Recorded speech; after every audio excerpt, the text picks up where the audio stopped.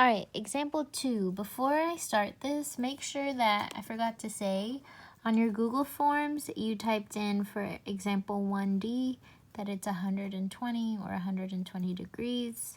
And then we're going to move down to example 2. So example 2 says, what's the angle relationship between, now it's really important because now it's going to tell you which angles you're looking at. So that's why naming angles is really important. Now what I'm going to do is actually transfer it to the notebook. And what I have is I actually drew it out. It's the same thing. So if you want to press pause on the quiz and actually draw this, you can. So what is the angle relationship between angle AOB? So AOB. So that's this angle right here.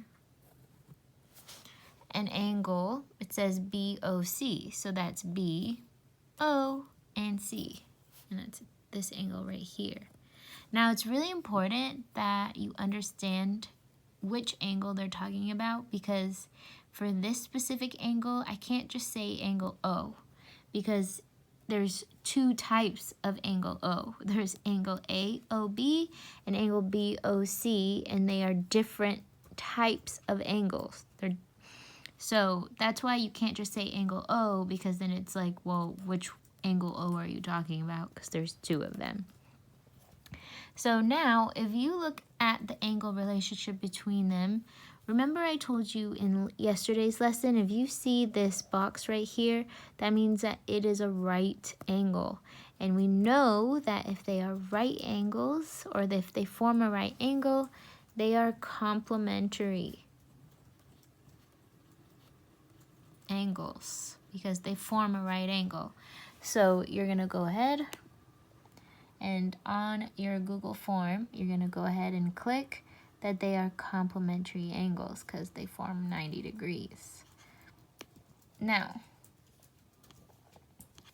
what you are going to do next is example 2B, which says, knowing the angle relationship, find the measure of angle AOB. So now that we know that they are complementary, first thing it asks you is what would be the equation? Okay, so here's what we know.